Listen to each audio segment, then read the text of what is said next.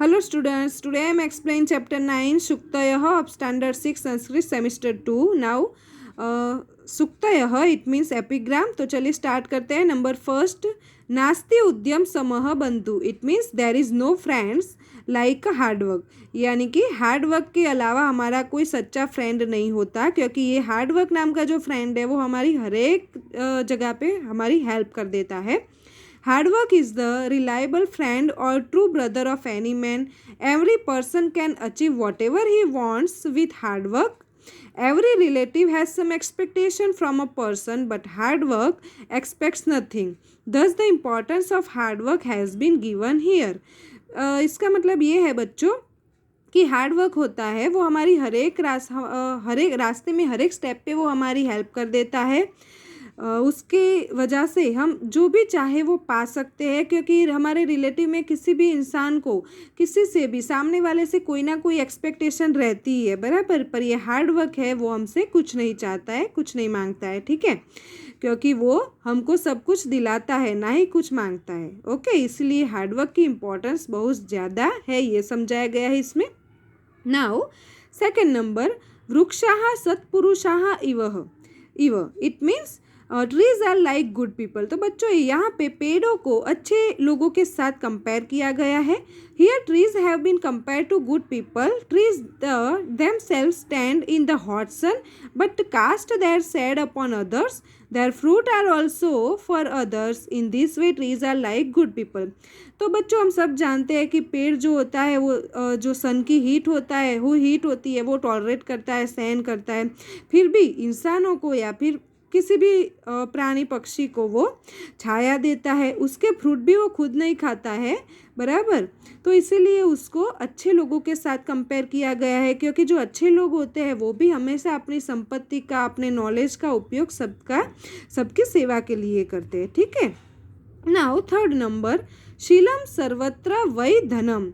It means good character is true wealth at all places. बच्चों यहाँ पे हमारा जो कैरेक्टर कैसा होना चाहिए इसके बारे में समझाया गया है कि जो अच्छा कैरेक्टर होता है वो सच्ची संपत्ति कहला जाता है. हर एक जगह पे आप कहीं पे भी जाओगे, अगर आपका कैरेक्टर अच्छा होगा तो कहीं पे भी आप पीछे नहीं रहोगे.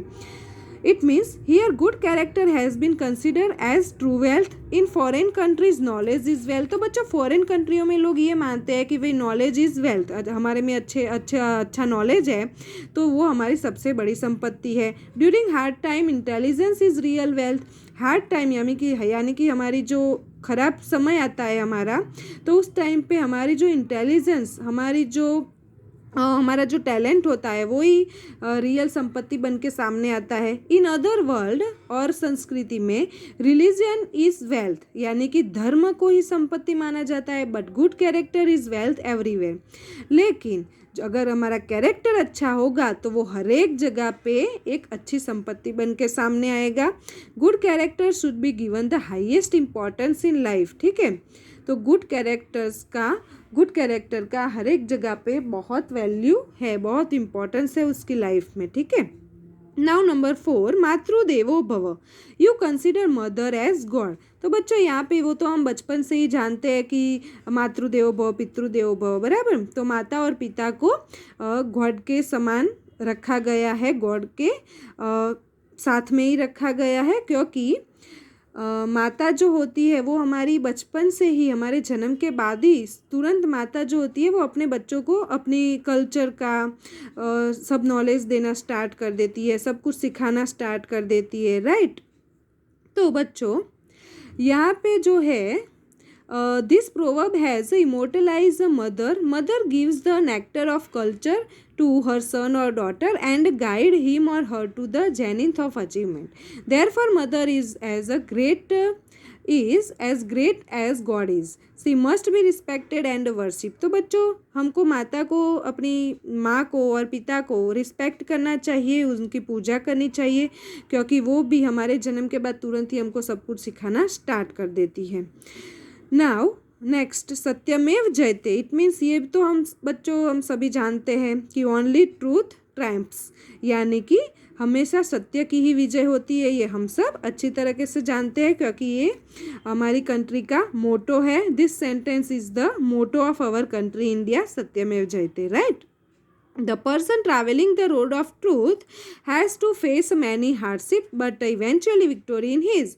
यानी कि हम अगर सच्चाई के रास्ते पे चलेंगे तो हमको तकलीफ और पेन ज़रूर होगा, लेकिन फिर भी आखिर में सच्चाई की ही हमेशा जीत होती है।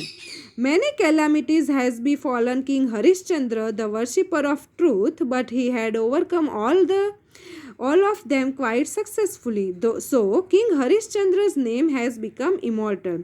यानी कि जो राजा हरिश्चंद्र था वो भी सच्चाई के रास्ते पे ही चलता था, तो उसको भी बहुत सारी परेशानियों का सामना करना पड़ता था, पर फिर भी वो सक्सेसफुल आखिर में होता था, ठीक है। नाउ नेक्स्ट, अहिंसा परमो धर्मः। It means non violence is the greatest religion, right. तो हमको हिंसा नहीं करनी चाहिए, अहिंसा के मार्ग पे चलना चाहिए बच्चों। All of the religion of the world advise us to give up violence. They tell us to give importance to non violence in our lives. Human, animals, birds, insects and even plants welcome non violence. This is how one can make one's life peaceful and happy. तो बच्चों हम सब जानते हैं कि हिंसा से हम कोई भी शांति से चैन से नहीं रह पाएंगे, तो हमको अहिंसा के मार्ग पे ही चलना चाहिए और शांति से अपनी ज़िंदगी का गुजारा करना चाहिए। नाउ नेक्स्ट, विद्या विनयेन शोभते। It means knowledge looks good due to discipline. तो बच्चों इसमें हमारा जो नॉलेज है वो हमको अच्छे टाइम से, मतलब जैसा टाइम होता है उस हिसाब से हमको यूज़ करना पड़ता है। अगर हम बहुत सारा नॉलेज है हमारे में, लेकिन उसको कहाँ यूज़ करना है, हमारा डिसिप्लिन ही नहीं है, यानी कि हमको यही नहीं पता कि हमको किसके साथ कैसा बिहेव करना है, तो फिर ये हमारे नॉलेज का कोई फ़ायदा नहीं होता। If there is no discipline और हम्बलनेस, यानी कि विनम्रता हमारे में नहीं होती है in life, then knowledge has no value.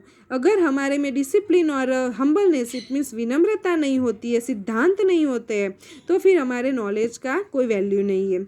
However much a person may be educated, if he lakhs discipline and humbleness, his education is useless, right. अगर बहुत सारे हम नॉलेजेबल इंसान हो गए हैं, लेकिन हमको अगर यही नहीं पता है, हमारे में हम्बलनेस ही नहीं है, डिसिप्लिन ही नहीं है, तो वो हमारा जो नॉलेज है, वो एजुकेशन है, वो यूजलेस हो जाता है। हम्बलनेस और discipline is necessary for a good quality life. अच्छी ज़िंदगी जीने के लिए, बराबर क्वालिटी लाइफ जीने के लिए डिसिप्लिन और हम्बलनेस का होना बहुत ही ज़रूरी है बच्चों। नाउ लास्ट, उत्सव प्रिया खलु जनाः। It means people are truly lovers of festival, बराबर। जो पीपल बहुत सारे फेस्टिवल मतलब एंजॉय करते हैं, उसके बारे में यहाँ पे इंफॉर्मेशन दी गई है, बताया गया है।